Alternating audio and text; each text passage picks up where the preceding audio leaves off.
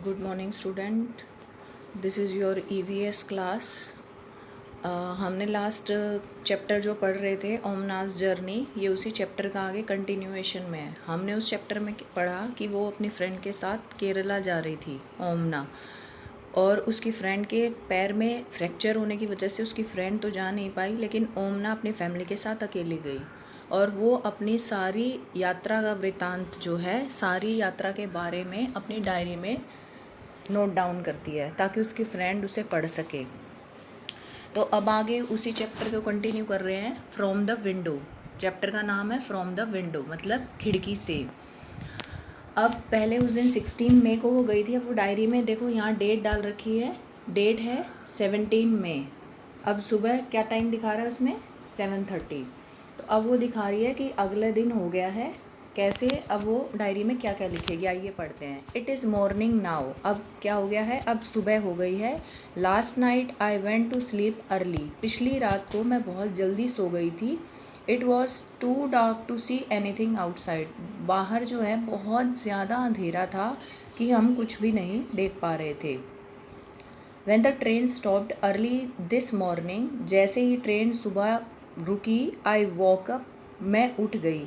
It was Madgaon, ये कौन सी जगह थी, Madgaon. That was written on the board at the platform, ये कहाँ लिखा हुआ था, एक बोर्ड पे लिखा हुआ था जो कि प्लेटफॉर्म पे लगा था। आप कभी भी गए हो बाहर तो जगह जगह उस जगह का नाम लिखा रहता है ताकि लोगों को पता चले। तो प्लेटफॉर्म पे भी जगह जगह लिखा होता है ना, इंक्वायरी बोर्ड बना होता है, जगह जगह बोर्ड बने होते हैं, एरो लगे होते हैं। तो ऐसे ही वहाँ बोर्ड लगा था जिस पे लिखा हुआ था Madgaon. Appa said that we were going through the state of Goa, पापा ने कहा कि हम कौन सी स्टेट से जा रहे हैं, गोवा। तो मतलब मडगांव कहाँ स्थित, कहाँ पर हुआ, गोवा में।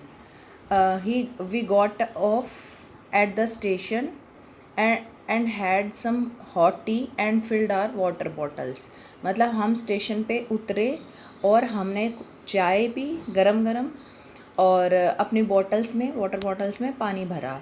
द ट्रेन स्टार्टेड अगेन, उसके बाद जो है ट्रेन दोबारा से चल पड़ी। I find it difficult to describe the scene outside, मेरे लिए बड़ा मुश्किल था कि मैं बाहर का सीन जो है वो कैसे मतलब डिस्क्राइब करूं, कैसे उसको लिखूं। इट इज़ सो ब्यूटीफुल, बाहर जो था वो बहुत सुंदर था। इट इज़ ग्रीन एवरीवेयर, मतलब वहाँ बाहर जो है सब कुछ हरा हरा नज़र आ रहा था। अब कुछ चीज़ें ऐसी होती है ना कि हम उन्हें कॉपी में लिख सकते हैं, लेकिन जो चीज़ें हम देख के महसूस कर सकते हैं वो कॉपी में लिखे हुए को महसूस नहीं कर सकते हैं ना। तो वो इसीलिए कह रही थी कि मेरे लिए बहुत मुश्किल है कि मैं सब कुछ डायरी में कैसे लिखूँ। वो इतना सुंदर था, सब कुछ ग्रीन ग्रीन, मतलब वहाँ इतने पेड़ पौधे थे कि सब कुछ ग्रीन था। Fields with red soil and green crops, जो खेत थे वो लाल वहाँ मिट्टी थी और हरी हरी वहाँ फसल थी। हिल्स कवर्ड विद ट्रीज़, जो पहाड़ थे वो ट्रीज से कवर हो रहे थे।